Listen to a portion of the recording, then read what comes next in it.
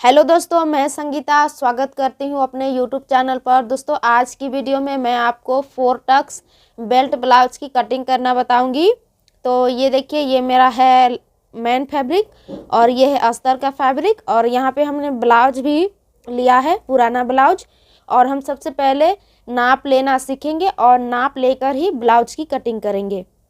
तो सबसे पहले हम हर ब्लाउज में लंबाई का नाप लेते हैं। तो सबसे पहले हम लंबाई का नाप लेंगे। तो लंबाई देखिए, इस ब्लाउज का 13 इंच है। और यहीं पर से हम पीछे का गला है उसका लंबाई ले लेते हैं। तो देखिए, पीछे का गला 6.5 इंच आ रहा है। और अब हम कमर का पहले गोलाई नाप लेते हैं। तो कमर का गोलाई देखिए 14 इंच है, मतलब कि 28 कमर है इस ब्लाउज का। और थोड़ा सा इस तरीके से खींचेंगे और नाप लेंगे। तो देखिए, इसका सीना है, चेस्ट है 17 इंच। अब हम शोल्डर का नाप लेंगे। तो शोल्डर देखिए, जहाँ पे सिलाई है वहाँ पर आपको रखना है इंच टेप को और नापना है। तो ये 9 इंच आ रहा है। अब हम आस्तीन का लंबाई मेजर करेंगे। तो आस्तीन का लंबाई देखिए, ये 5.25 इंच आ रहा है। और इसकी जो गोलाई है वो 5 इंच है। देखिए, अब हम आर्म होल की गोलाई है वो देख लेते हैं। जो आर्म होल की लंबाई है वो देखेंगे। तो आर्म होल की लंबाई देखिए, ये 5.25 इंच है। देखिए, इस तरीके से नापेंगे। यहाँ पर ये वाला सिलाई आपको देखना है। तो ये 5.25 इंच है। अब हम फ्रंट में हमें क्या क्या नापना है। फ्रंट का जो गला है, आगे का जो गला है वो नापना है। तो ये देखिए, इस तरीके से हमें नापना है। तो ये 6.25 इंच आ रहा है, मतलब कि 6 इंच। अब हम बेल्ट की चौड़ाई है वो नापेंगे। तो बेल्ट की चौड़ाई 3 इंच है और इस साइड से 2.25 इंच। तो इतना ही हमें मेजर करना होता है हर एक ब्लाउज में, किसी भी ब्लाउज को कटिंग करने से पहले। तो चलिए, अब हम ब्लाउज की कटिंग करेंगे। तो सबसे पहले आपको क्या करना है कि अस्तर को खोल लेना है। उसके बाद आपको इसकी फोल्डिंग करनी है। तो फोल्डिंग आपको कितनी लगानी है वो बता देते हैं। जैसे कि 34 साइज का ब्लाउज है, 34 साइज का ब्लाउज है, तो उसका 4 भाग करेंगे तो होगा 8.5 इंच। तो उसमें आपको 1.5 या 2 इंच मार्जिन के लिए आपको लेना है। तो उस हिसाब से हमने देखिए यहाँ पे 11 इंच की फोल्डिंग लगाई है। जिससे कि हमारा कपड़ा थोड़ा तिरछा है, तो इसमें हमें सीधा करने में कम ज़्यादा करना पड़ेगा। और 4 टक्स का ब्लाउज है तो उसके लिए हमें और भी मार्जिन रखना पड़ता है। तो इसलिए हमने उसी हिसाब से यहाँ पे कटिंग करी है। तो सबसे पहले हम यहाँ पे लंबाई का निशान लगाएंगे। तो हमने यहाँ पे लंबाई 14 इंच रखा है। तैयार ब्लाउज ये 13 इंच पर रहेगा। अब हम शोल्डर का निशान लगाएंगे। तो शोल्डर यहाँ पे हम 5 इंच रख रहे हैं। आप अपने अकॉर्डिंग कम ज़्यादा कर सकते हैं। आर्म होल जो हमने मेजर किया था उसी के अकॉर्डिंग हम 5.25 इंच रख रहे हैं। स्केल की मदद से पहले हम लाइन को सीधा कर लेंगे इस तरीके से। सीना इसका चौथा भाग 8.5 लेंगे। और यहाँ पे हम 1.5 या 2 इंच, हम 2 इंच यहाँ पे मार्जिन एक्स्ट्रा ले रहे हैं। और इस तरीके से लाइन को सीधा कर देंगे। अब हम कमर की गोलाई का मेजर करेंगे। तो कमर इसका है 28 इंच, तो इसका चौथा भाग 7 इंच होगा। 1 इंच हम पीछे के टक्स के लिए लेंगे और यहाँ पे 2 इंच हम मार्जिन के लिए लेंगे। और इस तरीके से हम पहले मार्किंग को स्केल से सीधा कर लेंगे।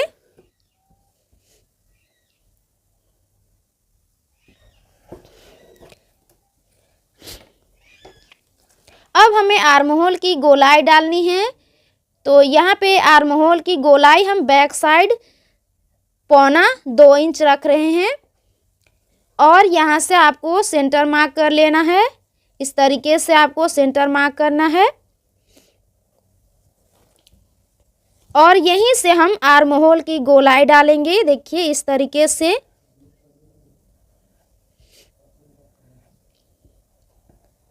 इस तरीके से हमें आर्म होल की गोलाई देनी है और ये वाला जो निशान है वो थोड़ा सा हमारा नीचे की ओर जाएगा। देखिए इस तरीके से। अब हम गले की चौड़ाई यहाँ पे 2 इंच रख रहे हैं। आप अपने अकॉर्डिंग कम ज़्यादा कर सकते हैं। गले की जो लंबाई है हमने जो मेजर किया था उसी अकॉर्डिंग 6.5 इंच रखेंगे और चौड़ाई यहाँ पे नीचे से हम 2.5 इंच रख रहे हैं और इस तरीके से एक चौकोर बॉक्स बना लेंगे और सिंपल यहाँ पे हम गोल गला रखेंगे और टक्स के लिए यहाँ पे हमें मार्किंग करनी है। तो आपको इस तरीके से फोल्ड करना है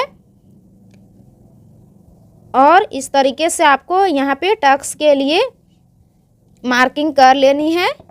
या तो आप ये वाला जो शोल्डर है आपको यहाँ इस तरीके से पकड़ना है बराबर इस तरीके से और इस तरीके से आपको फोल्ड करना है। तो वो भी आपका टक्स लगाने का आसान तरीका है।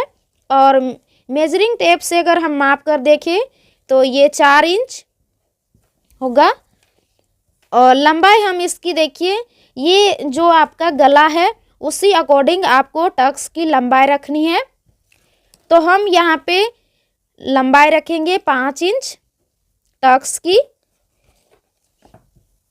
और इस तरीके से स्केल से सीधा कर देंगे। दोनों साइड हमारा इतना इतना फैब्रिक सिलाई में दबेगा। तो ये हमारी बैक पल्ले की मार्किंग कंप्लीट हो चुकी है। चलिए हम इसकी कटिंग कर लेते हैं पहले।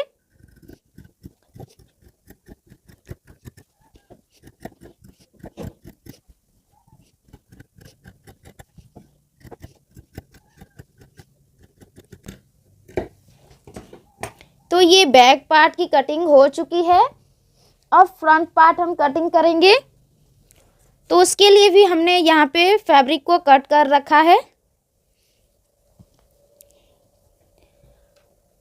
अब हम एज इट इज पहले बैक पल्ले को रखेंगे और उससे पहले आपको जिधर हमारा हुकाई पट्टी होता है उस साइड हमें आधा इंच यहाँ पे मार्किंग करनी है। देखिए इस तरीके से।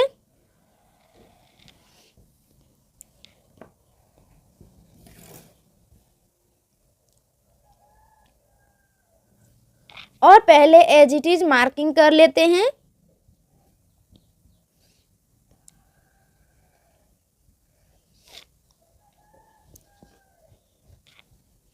और हमेशा आपको ध्यान रखना है कि 1 इंच आपका 1 से 1.5 इंच आपका फ्रंट पल्ला बैक पल्ले से बड़ा होना चाहिए। अब हम पहले इस मार्किंग को सीधा कर लेते हैं।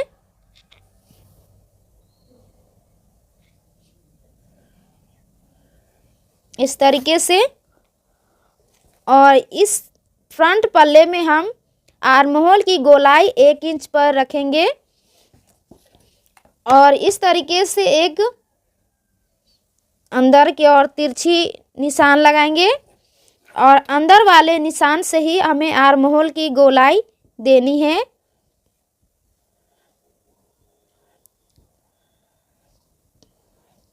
इस तरीके से।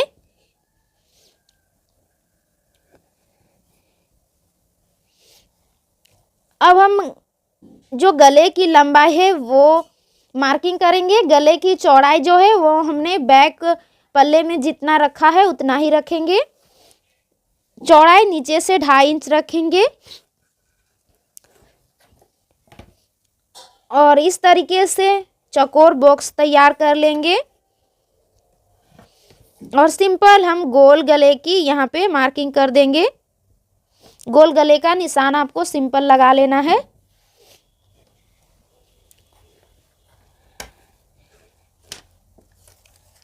अब पहले चेस्ट की मार्किंग कर लेते हैं। तो देखिए ये हमारा 8.5 इंच,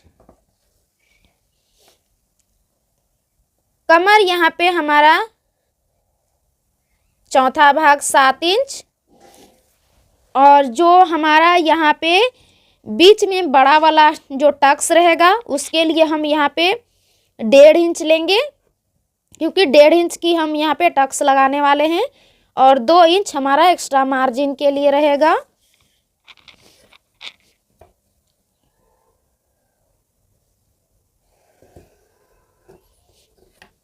तो बेल्ट की चौड़ाई यहाँ पे हम 3 इंच रख रहे हैं। आप अपने अकॉर्डिंग कम ज़्यादा कर सकते हैं। इस तरीके से पहले इस मार्किंग को हम सीधा कर लेंगे और एक सीधी लाइन बना लेंगे।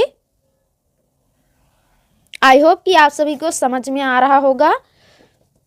अब हमें पहले यहाँ पे सेंटर की मार्किंग करनी है। तो ये 6 इंच है, तो उससे पहले हमें क्या करना है, 1.25 इंच यहाँ गोलाई डालनी है इस तरीके से। उसके बाद आपको यहाँ से ना मेजर करके यहाँ से यहाँ तक का सेंटर मार्क करना है। देखिए इस तरीके से, और एक निशान लगा देंगे इस तरीके से। और ये जो टक्स रहेगा उसका लंबाई हम यहाँ पे रखेंगे 2.25 इंच। अब अपने अकॉर्डिंग कम ज़्यादा कर सकते हैं, जैसा आपका ब्लाउज का साइज रहेगा उसी अकॉर्डिंग आपको यहाँ पे रखनी है। और इतना सा हमारा सिलाई में कपड़ा दबेगा, इसीलिए हमने यहाँ पे एक्स्ट्रा बढ़ा के लिया है। अब हम यहाँ पे टक्स की मार्किंग करेंगे। तो टक्स की मार्किंग हम यहाँ पे 10 इंच में रखेंगे, 10 इंच में।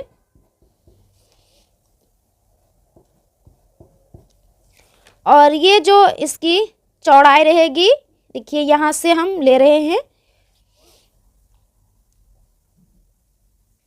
3.5 इंच, और इस तरीके से सीधा निशान बना देंगे इस तरीके से। और यहाँ 1.25 इंच मार्किंग करेंगे, जो कि दोनों मिला के हमारा 1.5 इंच आएगा। तो इतना सा हम यहाँ पे टक्स का चौड़ाई रख रहे हैं। आप अपने अकॉर्डिंग कम ज़्यादा कर सकते हैं। अब इस टक्स से ऊपर की दूरी हम रखेंगे, देखिए 3 इंच, जो कि हमारा इस साइड वाला टक्स रहेगा। तो यहाँ पे दोनों की दूरी देखिए हमने 2 इंच रखी है। इधर से भी हम यहाँ पे 2 इंच रखेंगे, और इधर से भी हमारा 2 इंच रहेगा।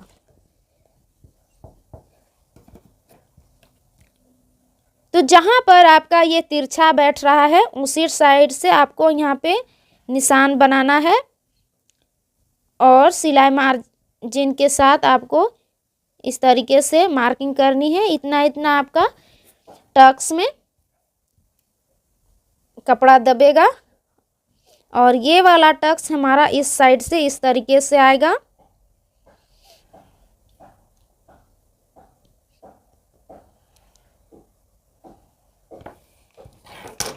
तो ये हमारी 4 टक्स ब्लाउज की मार्किंग कंप्लीट है।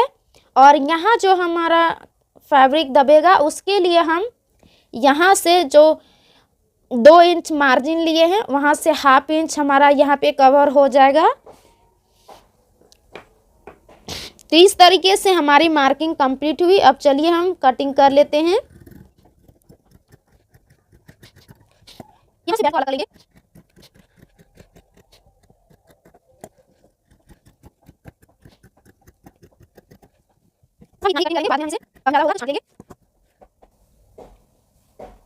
और यहाँ से हमें ये जो बेल्ट है उसका मेजर कर लेना है।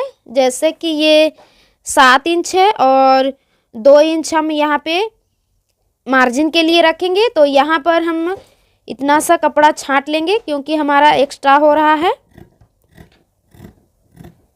क्योंकि टक्स लगने के बाद ये वाला हमारा कम हो जाएगा। तो ये हमारा फिट बैठेगा यहाँ पे। अब हम आस्तीन की कटिंग करेंगे। फ्रेंड्स, आस्तीन की कटिंग करने के लिए आपको कपड़े को फोर फोल्ड कर लेना है। और आस्तीन की कटिंग, जो आस्तीन की चौड़ाई होती है वो कितना रखना है वो हम आपको बताते हैं। जैसे कि आपका 34 साइज का ब्लाउज है तो उसको 4 से डिवाइड करेंगे, 4 भागों में बांटेंगे तो 8.5 इंच होगा। तो 8.5 इंच में आपको 1 इंच माइनस करना है, तो ये 7.5 इंच होगा। जो आर्म होल की गोलाई है उसके अकॉर्डिंग भी आपको बता देते हैं, फॉर्मूले के अकॉर्डिंग और इसके अकॉर्डिंग दोनों बराबर होता है कि नहीं। चलिए आप भी आज देख लीजिए। तो यहाँ पे आधा इंच हमें सिलाई मार्जिन के लिए छोड़ना है और इस तरीके से यहाँ पे हमें मेजर करना है। तो देखिए ये 7.5 इंच आ रहा है। तो इस तरीके से भी आप कर सकते हैं और जो मैंने अभी तरीका बताया उस तरीके से भी आप कटिंग कर सकते हैं। दोनों तरीके में आपकी आस्तीन परफेक्ट कटिंग होगी। तो अब हम पहले लंबाई का निशान लगाएंगे। तो लंबाई देखिए हम रेडी 5 इंच रखेंगे तैयार। तो यहाँ पे 1 इंच हम बढ़ा के ले रहे हैं सिलाई मार्जिन के लिए। इस तरीके से इस साइड भी हम यहाँ पे 6 इंच पर निशान लगा लेते हैं और पहले इस निशान को हम सीधा कर लेंगे।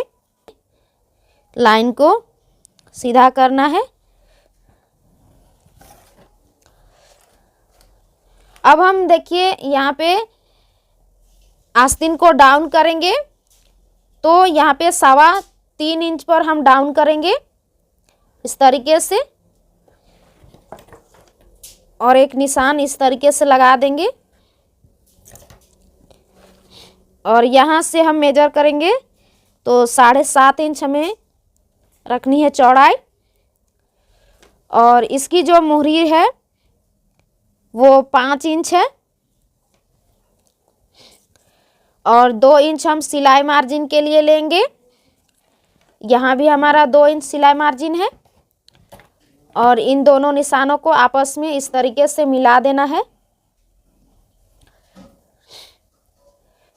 इस तरीके से अब हम आर्म होल की गोलाई डालेंगे।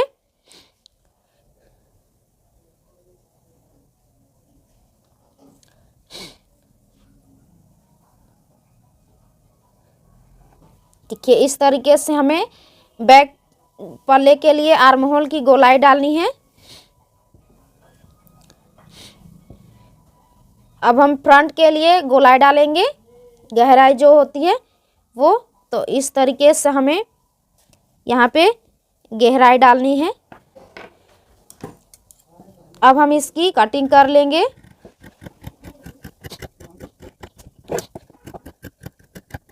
और जो ये हमारा पार्ट है इसको हम यहाँ से छान लेंगे। अब हम सेंटर कट लगाएंगे और पहले आस्तीन को खोल लेते हैं और हमें गहराई वाले पार्ट को यहाँ पे कटिंग कर लेना है। इस तरीके से हम यहाँ पे गहराई वाले पार्ट को छांट देंगे।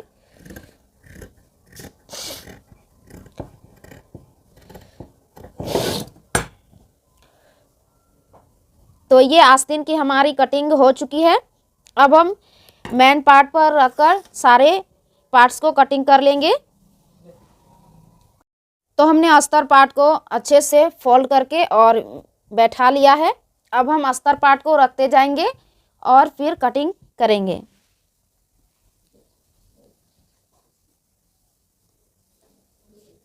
सबसे पहले हम बैक पल्ले को इस तरीके से रखेंगे और हमें आधा इंच छोड़ते हुए यहाँ पे कटिंग करनी है। गले की कटिंग हम अभी नहीं करेंगे। इस तरीके से आपको आधा इंच छोड़ते जाना है और फिर कटिंग करनी है।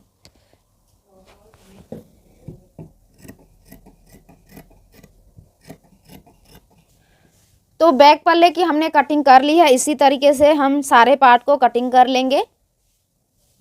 तो फ्रेंड्स, आई होप कि वीडियो पसंद आया होगा। तो चैनल पर नए हैं तो चैनल को जरूर से सब्सक्राइब कीजिएगा और वीडियो को भी लाइक कर दीजिएगा। मिलते हैं नेक्स्ट ट्यूटोरियल के साथ, तब तक के लिए बाय बाय, थैंक यू।